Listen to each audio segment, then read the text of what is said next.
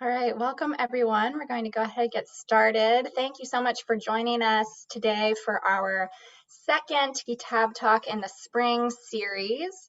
We're so thrilled to have Jasmine Soliman with us to discuss her work at Akkasah at NYU Abu Dhabi. My name is Emma Harvard. I'm the Director of Outreach for the UNC Center for Middle East and Islamic Studies, and we are thrilled to be partnering on this spring series with the UNC University Libraries. And so without further ado, I will hand it over to my colleague, Rustin Zarkar, who is the Middle East and Islamic Studies librarian at UNC-Chapel Hill. Hello, everyone, and welcome to our second Kitab talk of the spring semester. Emma, thank you very much for the introduction. I'm Rustin Zarkar. I'm the Middle East and Islamic Studies librarian and co-organizing the Kitab talk series with Emma. And I just want to take this time to introduce our fabulous speaker, Jasmine Soliman, who is an archivist at Akkasah, the Center for Photography at New York University in Abu Dhabi. And she leads in collections management and is responsibility for the user experience of akkasah.org and on social media. So today she'll be sharing her work on subject headings and pathways to data, as well as the website and the center's post-custodial collecting model. So without further ado, I will give the floor to Jasmine. Jasmine, please, the floor is yours. Okay. So thank you, Emma and Rustin, for inviting me. Thank you all for attending. I know that we've all got Zoom fatigue, so I really appreciate it.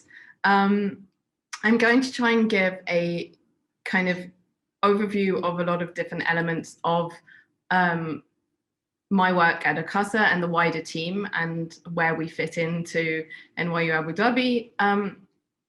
Our collections policies, our subject and description vocabularies.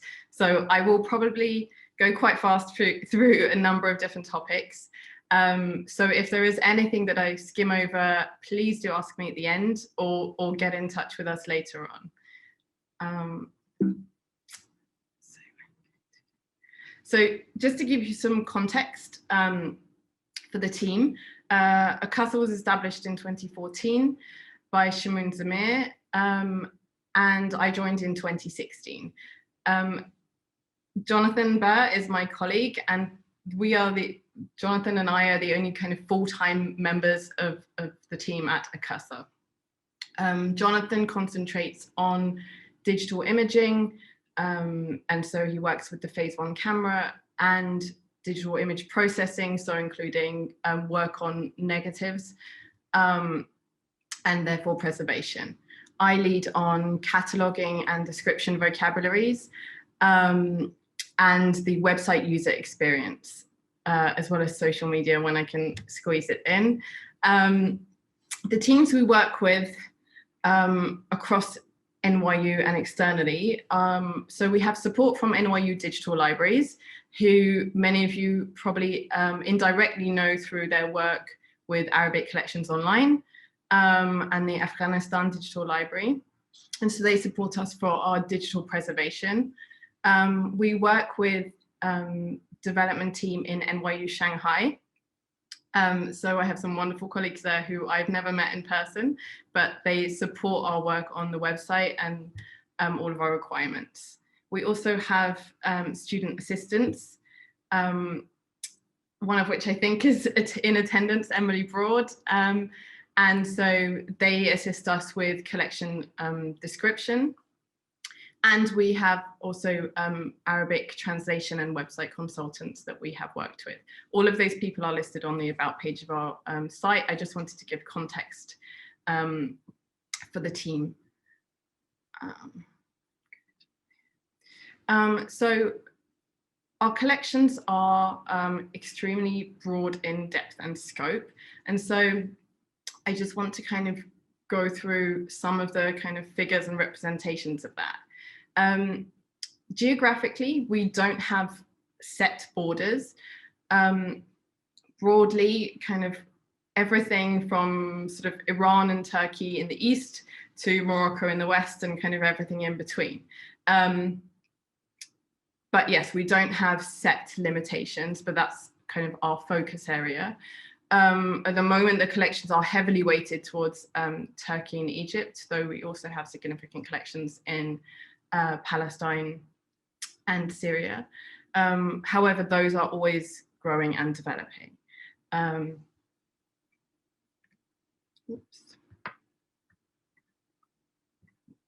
So in terms of the different types of photography or different genres of photography within the collections, they are also very wide in scope. So we have kind of non-professional or amateur photography, or family photography, studio photography, series photography, which is the kind of photography that was taken with the intent to publish widely and to print widely. And so those are the kind of three main formats that take up the majority of the collections, but we also have the Samir Farid collection, which is set photographs from Egyptian films. So that kind of sits outside of most of our types of photography, but it's a significant collection. In addition to those, we also have funded contemporary projects, mainly documentary projects focused on the Gulf. And those come under kind of a sub-project of Akkasah, which is histories in the plural of the UAE. And so looking at the different communities that have built and are building the UAE. And so kind of visually what this looks like in terms of date range and scope within that. So the earliest photography in our collections from around 1860s, and the latest in the historical collection, so beside the contemporary commission projects, around 1980. So around 120 years. And so in terms of cataloging and description research, what that means is kind of hopefully visually represented here in terms of how widely we have to be able to research, but also I'll come back to this, but also where kind of archival research has to stop because of time limitations and where kind of external research needs to kind of come in. This is just another representation of that. So these images are from the Collège de la Sainte-Famille collection, which is a school in Helwan. The school was established in 1888 and it still exists today. And so their collection really does span the entire period. When I say our collections, so the collection numbers, we at the moment have around 33,000 that we count by print, negative or page. However, the number of photographs, in fact, within that will always be much higher, mainly because photo albums always have, you know, numerous photographs per page. Within those collections, so within that number of 33,000, 5 of those collections, so almost 5,500 prints or pages, are from our post-custodial collecting model. So collections that do not physically sit at Akkasah or at NYU UAD. And so there are various models within which we've worked to build these collections. And keeping kind of ethical collection building in mind, they've all been very successful, and I will talk about a couple of them, but we tailor make our agreements with each collection owner, and each collection owner retains copyright of their collection. So for example, if we get an image request to use one of their images in a publication, that they will have to approve that. And so there are kind of 3 main models within the post-custodial model. So first, where they're loaned to Akkasah, we rehouse and digitize on site, and then they are returned to the collection owner. We have done a similar model, but where they were in the United States, and so they were loaned to NYU digital libraries, digitized there, and the same happened. And another example where we have gone to the collection. And so I'm just going to. So this collection, the Al-Qasim family collection, belongs to a Dubai family, the father of which was an avid photographer in the 1960s, and the daughter is now a graduate of NYU AD. This collection is an example of kind of really working with individuals and communities to make archival collection building work for them. So the family in this case did not want any men to work on the collection, so that's to digitize or to catalog, and they didn't want any women or girls displayed online. And so obviously that meant making amendments in terms of which members of the team did what work, and also allowing the family to curate their own selection that then was published online.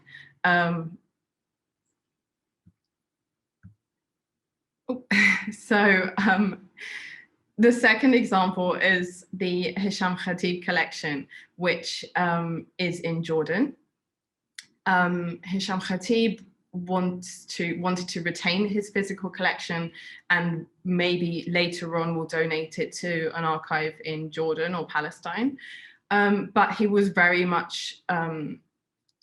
keen to have it digitized and made publicly accessible. And so this was an example of a partnership with not only a collector, but also with an institution, which was Darat al-Funun in Amman. So where the institution gave us a temporary space, we took our equipment there, and over a number of weeks, over 2 different trips, digitized every single album and print in his collection. It's still undergoing cataloging, but we have around half of the collection already published online. And so I kind of whizzed through those a little bit, but hopefully they kind of give an example of our flexibility in terms of building our collections and kind of the work that we hope will reach wider communities. And so obviously there has been in the past a lot of damage done by big institutional archives where kind of communities haven't been empowered and they haven't had a say on the documenting of their own histories. And so we very much want to kind of change that around and give that power to communities and to collection owners. I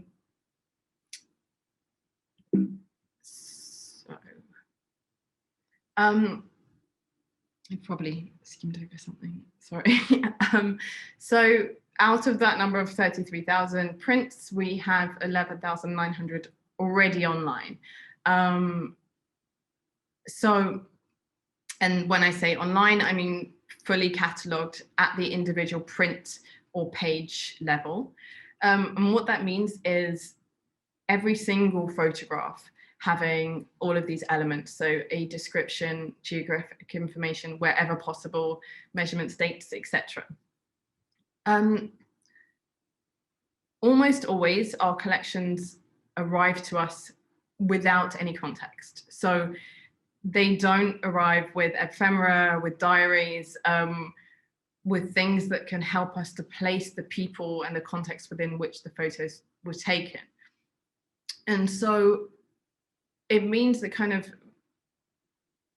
with photo archive, considering that our descriptions and our subject tags are probably, we have to probably be even more sensitive than kind of standard archival description, because your inherent biases are always there. You make assumptions. It's something that we all naturally do, and you find yourself doing it and correcting yourself constantly. And so just keeping those in mind, there is, none of those elements are without bias. And so, I mean, even for example, geographic information. I will come to the subject tags later on, but for example, if you're geotagging photographs in Palestine, if you use the official vocabulary, so the Getty geographic list of subjects, you may end up using a term that is current but does not apply to the collections. So when the photographs in our collections, almost all are from a time when these villages and towns had their existing Arabic names.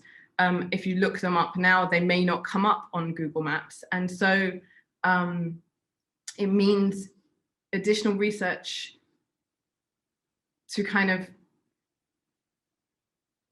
give those photographs the proper context within which they were taken. And obviously, there are a number of projects that are extremely useful in that respect. So Palestine Open Maps is something I use very heavily when cataloguing photographs of Palestine. Yeah, this is just to kind of give you a visual of pretty much how most collections look, either just before or as soon as they arrive.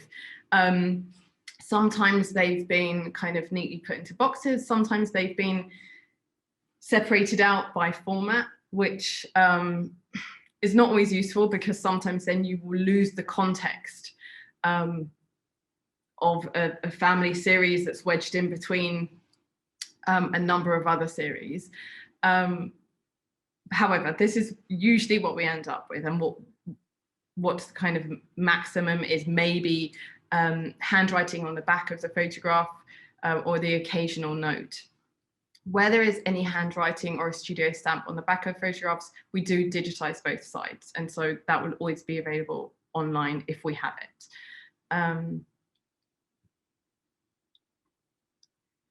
So thinking about description and language and context, there are a lot of images that float around on Instagram projects and that are shared widely because they are aesthetically appealing or appealing to our values now. And, you know, again, this is just kind of back to our assumptions or biases. You know, we may think to ourselves, this is a lesbian couple or a lesbian kiss that we're witnessing. But it also may be very well, you know, kind of two people taking a jokey photograph, and we are kind of applying what we think we see, what we'd like to see, and it may not be the case. And so, I mean, the same with these lovely bodybuilders. You know, we may read it as homoerotic or queer, but that may not at all have been their intention.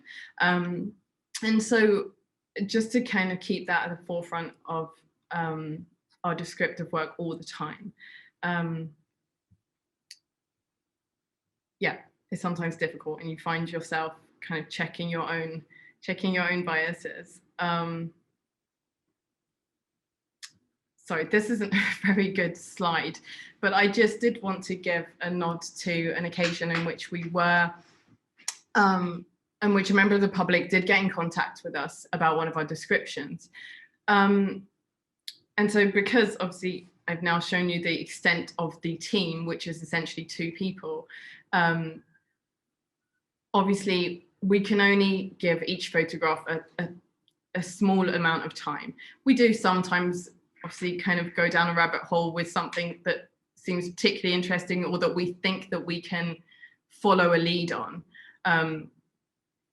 But most of them have very little information.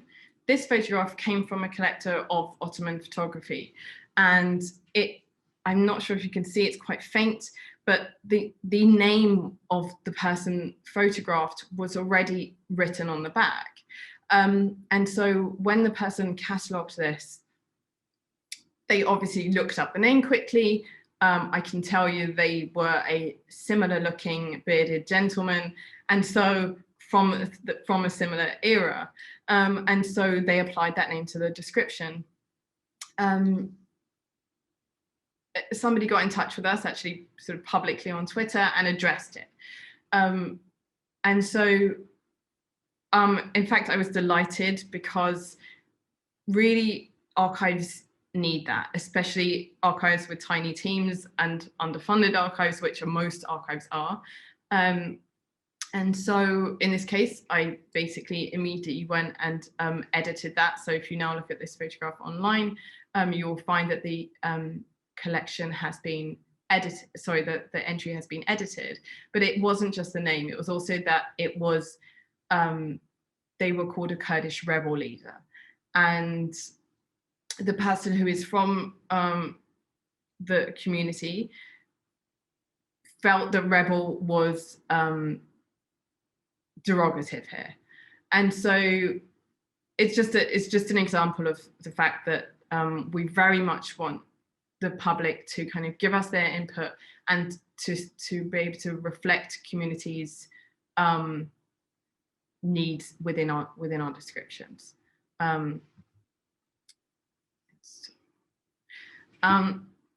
Subject tags, sorry, I'm probably skimming through quite a lot. So we have at the moment 473 subject tags in 17 categories that I've applied. So these are broad categories within which they fit. This entire spreadsheet is available on the homepage of the website. There's a button that says subject tags by category, and you can review all of the data on there in both Arabic and English. Our subject tags are, where appropriate, they are from standard vocabulary, so Library of Congress or Getty. However, more often than not, we have adapted the tags to speak to our collections and our communities represented within those collections. And so where we don't find a suitable tag, we will create one. Something that we also do is to use alternative terminologies or synonyms within one subject tag. The language also that we use, or that I try to use, is very clear and concise and hopefully instinctual. I have ADHD and I have a literacy processing disorder. That's kind of something that I keep in, I mean, I can't help but keep in mind, but with my work, but also thinking about other ways in which many websites, archival websites, are very ableist. So it's also thinking about the blind community and how descriptions need to be clear and concise to reach everybody, but also lacking in kind of obscurity, if you like. And so hopefully many of you have been on our website, but just in case you haven't, so all of our subject tags, you can search and they will dynamically reduce. And so even if you aren't sure that a subject tag exists, if you just begin typing it, it will appear. And so building the website user interface was something that I worked very closely with the web team on, and I designed our advanced search. The searches are kind of in line with, I think, many archival institutes, except for because we catalogue at the item level, it does mean that you can hopefully really drill down through collections, across collections, into kind of quite minute detail. And again, kind of back to the terminologies, I've also kept in mind kind of age ranges, and I very much hope, although we are an academic research archive, that ours is a resource that can also be used for school-age children, and also to communities who have who are not of an academic background, who don't have necessarily a research need, but have an interest and want to access the visual cultural heritage of their country or their community. And so you can also obviously exclude tags, and that's something that hopefully, you know, we've already got almost 12,000 images and they will grow. And so there are subjects that you will want to kind of exclude from your view. You may have skipped over something, sorry. Oh, I did skip over something. I just wanted to mention regarding kind of biases and things. We do a lot of work constantly on editing. So even as a young archive, there are things that we look back on that happened in the kind of initial years that need to be corrected and edited. And so our lovely student assistant, Emily, is currently working on looking at taking the word couple out of descriptions, except for where it's explicitly kind of noted in a handwriting at the back of the photograph. We're removing that because, again, that's a kind of heteronormative assumption of two people in a photograph. And we are also working on the studio stamps. So there is obviously part of Akkasah's mission is to generate research into photography of the region. And there's been very little documentation on Egyptian studios, for example, but for all studios across the region, we are kind of redressing how those were catalogued. And so for every single one of those, wherever we have a partial or full address, they're now being added to the catalogue record. And so hopefully in the future, we hope to be able to map all of those to the town or street if possible. So Photo London in Imadadeen, we can give a precise address for where that was. And so I definitely skimmed over some things. I did just want to mention that we also have a takedown policy for which has already happened once, but I imagine will happen more times in the future. If people recognize their ancestors in the collections, and they are not happy that the images are online, we will work with those families, and if the requirement is that they're taken down, we would do so. This has happened on one occasion. In fact, a librarian recognized herself and her sister as young girls in our collections. She had the photograph in her own family home as a duplicate, because of course people gave out photographs to relatives. So, but she was very happy for it to stay online. But it's just a reminder of the fact that these histories aren't so long ago, that we've got lots of photographs from the 50s and the 60s. And so we expect that this will happen, and we try to consider that very carefully before publishing things online.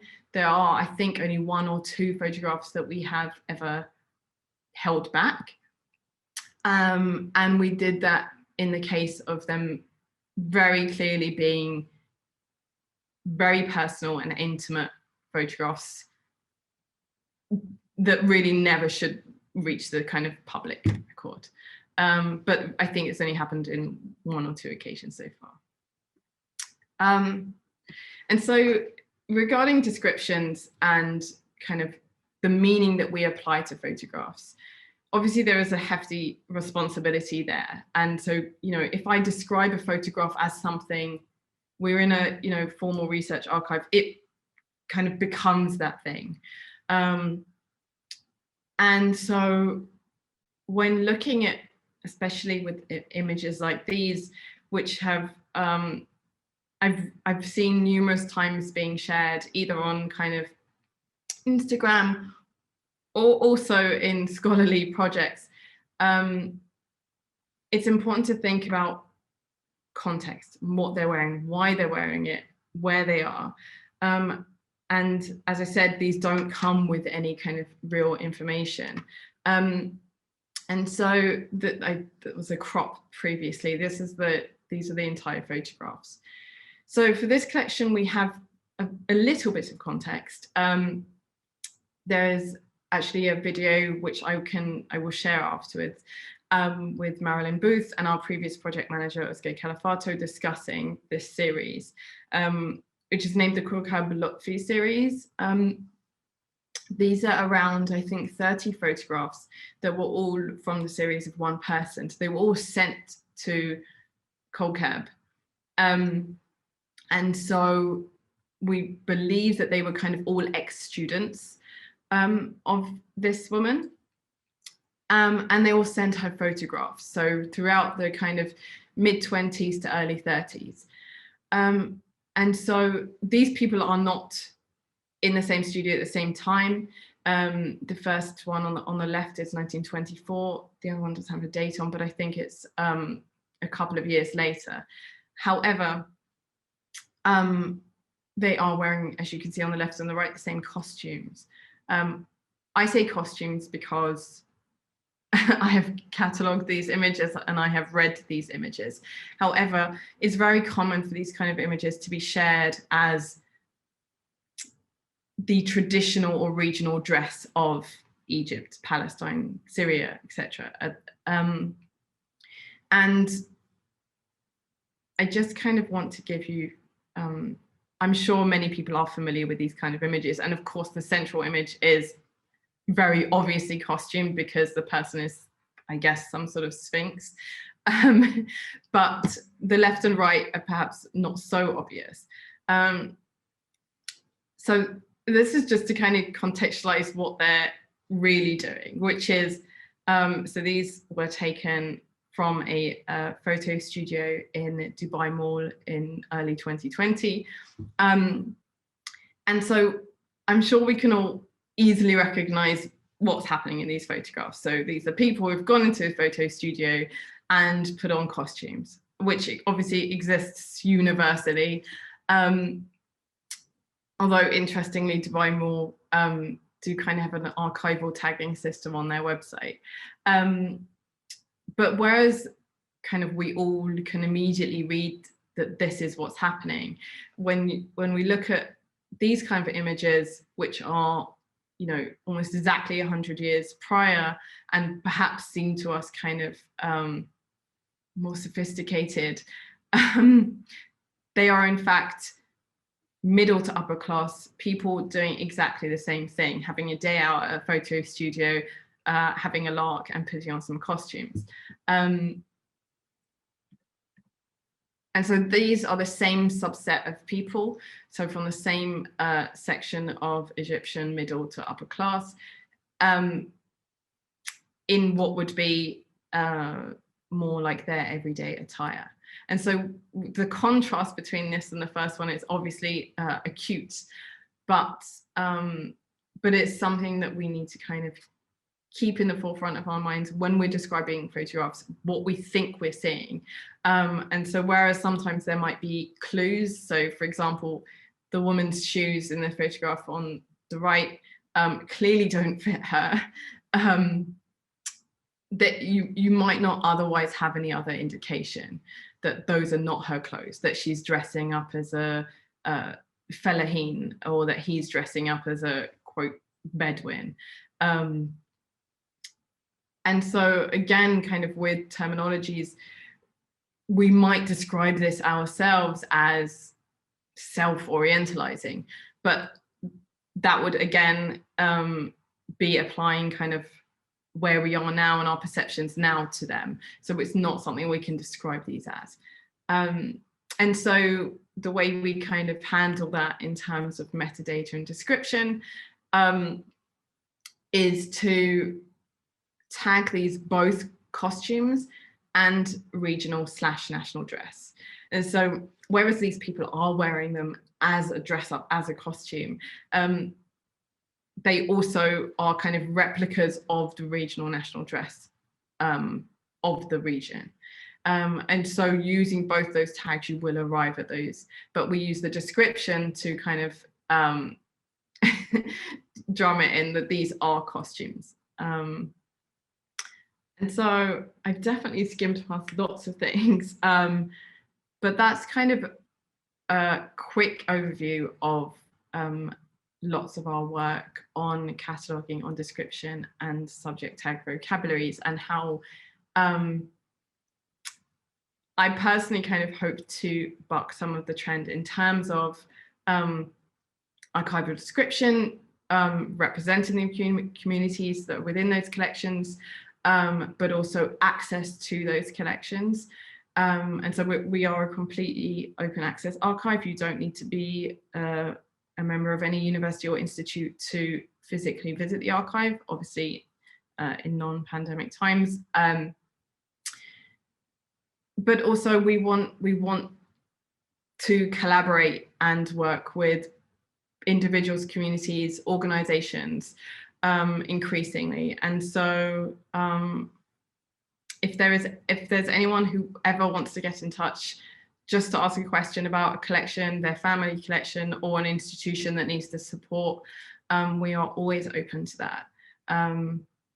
And equally, if there is anything you see in our archive that you think has been incorrectly described or contains offensive language, which is something else we deal with, especially in photograph albums that were taken by, especially by kind of people in colonial forces, so members of the British military, for example, who use derogatory and racist terms in their photographs or in their photograph descriptions within their albums. And so that's something that, although we can't eradicate because it exists within the object, we do try to give warning of.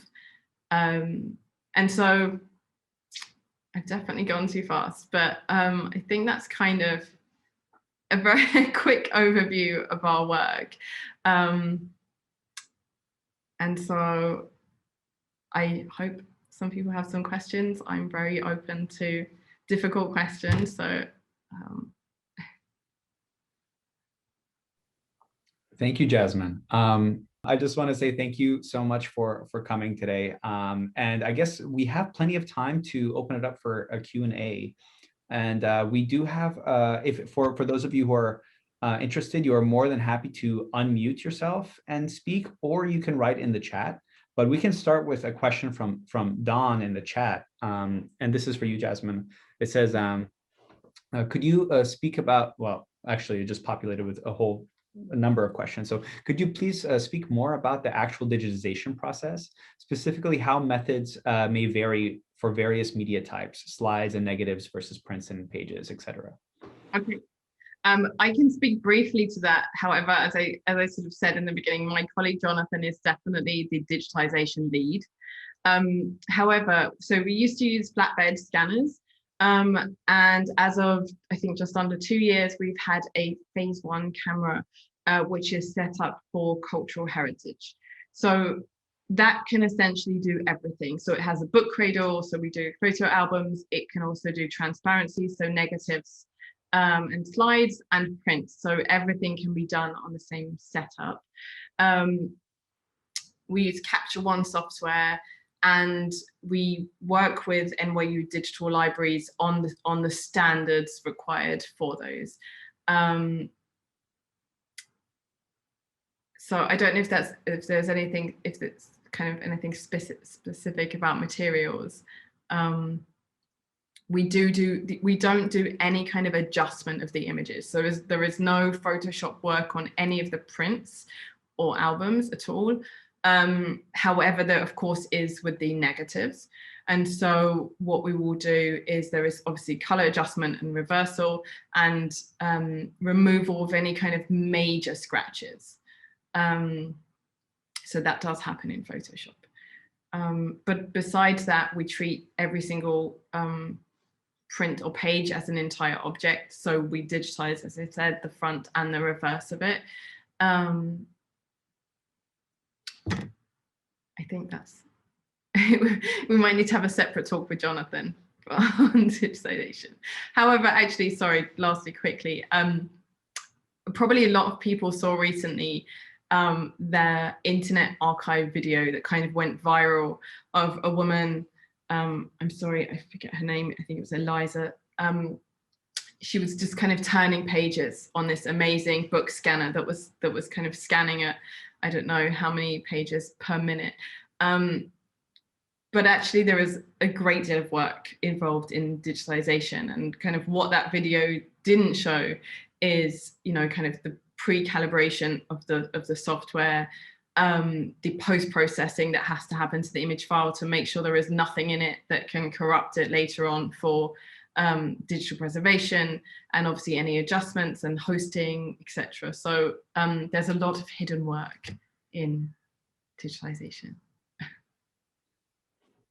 Great, thank you, Jasmine. The questions are rolling in, so if you bear with me, I'm just going to read you some questions from the chat. So Jessica says, could you please speak about the future plans for outreach? Will you be prioritizing certain groups, for example, schools, university students, and or community members in different countries you have collections from? Okay. I actually missed quite a big piece of news at the beginning. So Akkasah is now, so our logo is actually different. We were the Center for Photography, and we are now Akkasah Photography Archive. And that's because we have been refunded, but as a component of a wider center. And that is the Arab Center for the Study of Art, which is directed by Salwa Magdadi. And so Akkasah will continue its work on the photo archive, but the wider project, so in terms of conferences, publications, will be a product of the wider center. In terms of the photography archive, we continue to have a focus on building collections of the Gulf and obviously primarily the UAE. And that means historical and contemporary collections. We also are significantly lacking in representation of North Africa beside Egypt. So those are definitely two areas, geographical areas of significance. But within that, we don't have limitations of kind of genre. We definitely want to kind of do some outreach projects to communities. So yes, through schools and universities, because I think that there definitely are a lot of younger people who are taking an interest in, you know, their parents' kind of boxes of photographs in the back of the cupboard, and what they can do with those and how they can interact with those. And so yes, we do occasionally do classes outside of NYU. So we did one recently with the Sorbonne Abu Dhabi, but we're always happy to do classes and talks with students of all ages or communities. So if there is an interest for anything specific, please do get in touch. Great. So the next question is from Rahul. And he says, I believe that nationals of India are a good approximately 30% of the UAE's population and should therefore be a part of the visual record histories of the UAE. I don't think I saw anything India related in your presentation. Is Akkasah's mission more focused on Arab communities of the UAE? No, it isn't.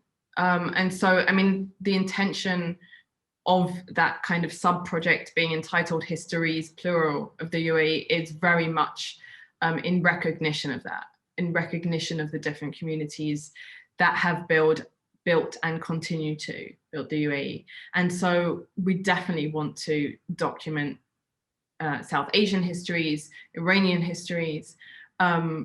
So yes, if there are community collections or individual collections that would want to do a post-custodial arrangement, we'd be extremely happy to do so. So yeah, that's very much also a focus. Great. We have some thanks from Marwa, who says thank you for the introduction. And we have a question from Yael, which is could you please speak more about the preservation and rehousing process that you do? Okay, so we don't do any conservation. So we don't do any active conservation at NYU.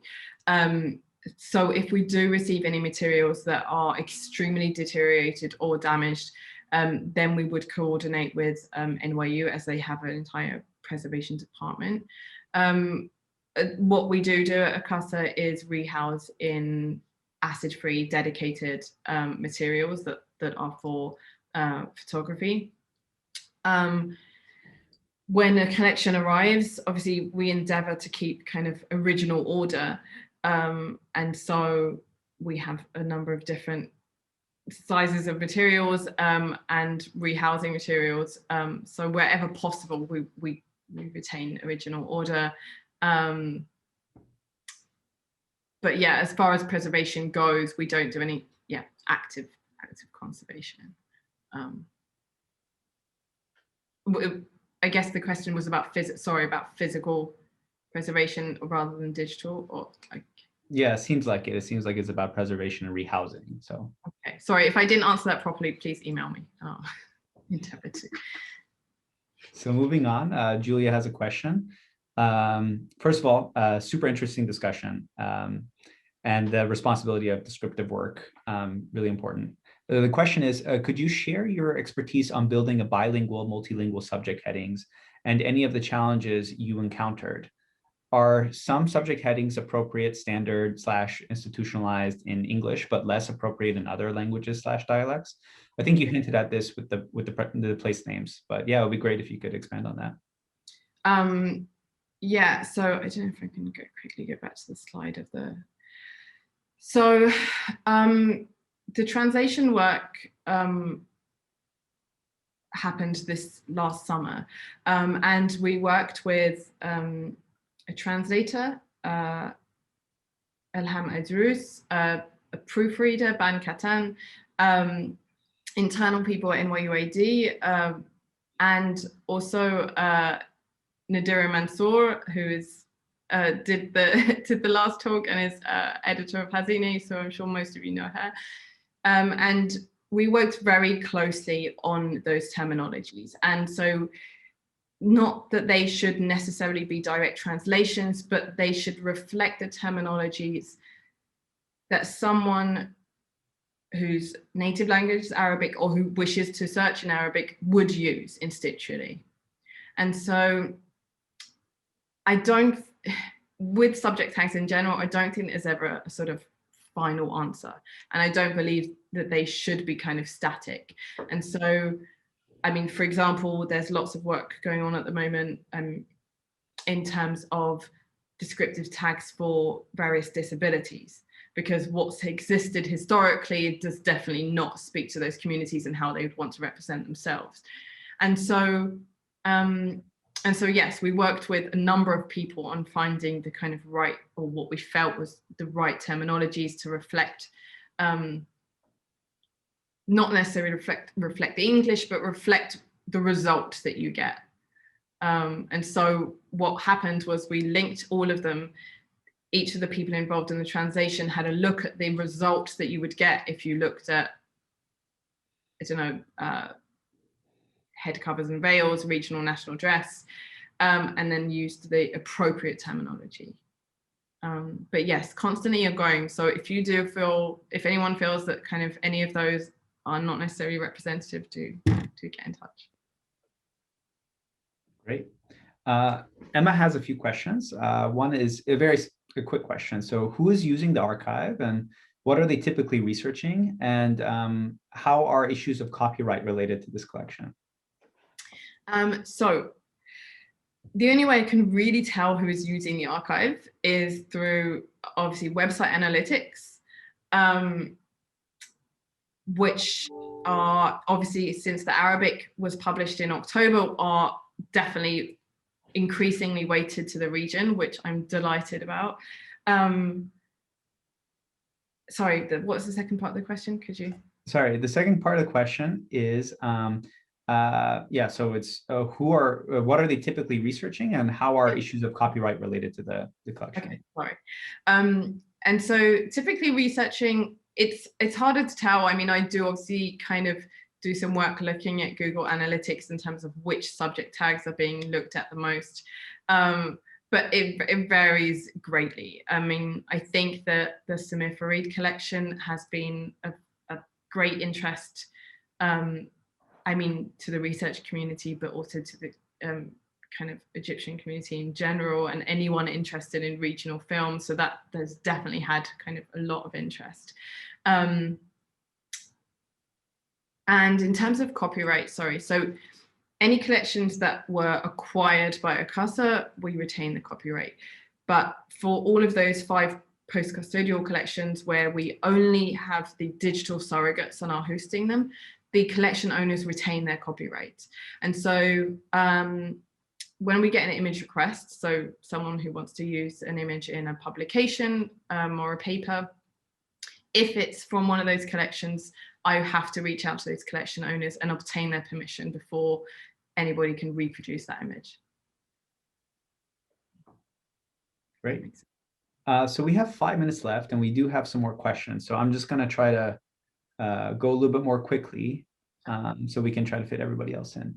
So the next question is from Basma, who says, well, first, thanks you, and then says, what is the metadata schema and the content management system you are using? So the system we use is Archive Space. It is used across NYU, so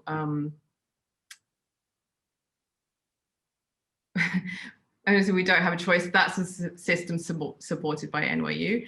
But in terms of the vocabulary, we create that ourselves. And so we have a separate, NYU AD has a separate repository within Archive Space, and I manage the vocabulary. And so we're reliant on the kind of content management system, but not on the vocabularies. It does have its limitations, and it's something we're exploring at the moment, because for anyone that's used the Arabic website, you may notice or have noticed that basically everything is in Arabic, all of the metadata, except for the description of the item. And that is because there is no, we haven't figured out a way at the moment to force Archive Space to take Arabic or right to left text. And so the subject tags are reflected. The reason they can be in Arabic is because they're in the back system. So they're in the back of WordPress. And so we have this vocabulary, essentially a spreadsheet like this, that speaks to the front end. And so it uses the Arabic term in the front end where the English, where, you know, it's mapped, but Archive Space cannot do that with descriptions. So that's our current limitation. But if anybody has any suggestions for amazing CMS software that allows Arabic, please let us know. So moving on, Nancy has a question. It's about, do you plan to make your assets IIF enabled? I don't know what that means, but I'm sure you do. International Image Operability, I think is something like that, yeah. So we are looking at ways of doing that eventually, and something that I want to do is also, hopefully in the future, we will allow for downloading directly from the website. However, I don't think we will be able to do that with the collections that we don't own the copyright for, and I don't feel comfortable asking those families or collection owners to allow for that. And so, but yes, certainly with our own collections, that's something that hopefully we can move towards. Great. And the next question is from John, who asks, in terms of storage retrieval of digitized images, are your categories and descriptors stored via XML? So the image are backed up on servers in NYU libraries in New York. And so they deal with all of our image preservation and image hosting. The way that the descriptions work, they are in EAD format, so encoded archival description, and so they contain XML. So those extracted files do, yeah. Great. And so we have 2 more minutes, so we're going to do 2 more questions, if that's okay with you, Jasmine. So the first one is from Christine, who says, thank you for a great presentation, Jasmine. Can you share a bit more about the post-custodial model and if/how it has affected or shifted thinking about materiality and physicality of the objects? So I think that, just come back to one of them. The post-custodial collection building, I mean, I think benefits the communities to which those images belong. It benefits the research community with kind of access to those images online. I understand that obviously a lot of people feel that accessing physical archives and physical objects is extremely important. And obviously there has been a lot of talk about that during the last year because people have not been able to access physical archives. However, when it comes to photography, especially printed photography, and considering that we digitize both sides, there are very few occasions in which I feel that seeing the physical material object gives you a significant amount more. There are very few occasions, sometimes when there's what's called silvering, so on gelatin silver photographs, when there is like a reflection that's difficult not to digitize, but that's really a handful of images.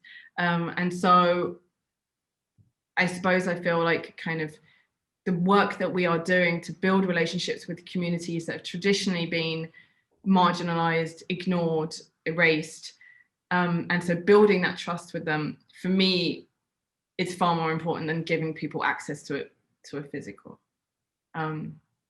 Sorry, that's a quick answer, but I'm happy to talk about it more. At this point, I think quick is best. Sorry. So thank you. And last question is from Laith, who says, thank you for a fascinating talk, Jasmine. Would you mind elaborating a bit more on how you go about identifying and researching historical photo studios, please? I work on history of tourism in Iraq and often run into names and advertisements from studios and for studios and printed ephemera, but frustratingly little more. Thank you. Yes, it's extremely difficult. I mean, there are, kind of 1 or 2 books for each country or region that help. So Maria Golia's book on Egyptian photography does help, but increasingly, I mean, really what I find is that there are a lot of independent projects, websites, blogs, where people have just, so for example, with postcard publishers, there are websites which are very clearly run by individuals and not affiliated to any institution and just kind of done out of their passion for that topic, where they have gone through and documented hundreds of publisher stamps and studios. And so really it requires just kind of often getting away from traditional institutional archives and getting kind of into those slightly more obscure blogs and projects. There's a website called, I think it's Luminous Lint, which documents a lot of photographers. There's also an Armenian photographer website, which I can find. If you email me, I will send to you. But yes, increasingly, I mean, that's part of Akkasah's mission, is that we hope to kind of increase visibility into these studio stamps and the photographs that were taken there, and hopefully build into that. And that's something why I want to include their full addresses. Also because studios change, obviously, their design of their logo and typography and even their address at different times. So there's also kind of tracking their movement. You would find that especially in kind of Istanbul, where they might move to a more kind of elite area, the better they do, or vice versa. Great. We're a little over time, but I just want to thank you, Jasmine, for a wonderful talk. The Q&A was fantastic, so I also thank all of you in the audience today.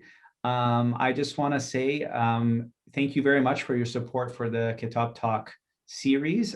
We do have our last Kitab talk scheduled for April 6th, and Michael Erdman, who's actually in the audience right now, will be presenting on the British Library's Turkish and Turkic collection. So please, if you're interested in that, please register like you did for this one, and we'll see you there. So once again, that was Jasmine Soliman. She was from Akkasah as an archivist.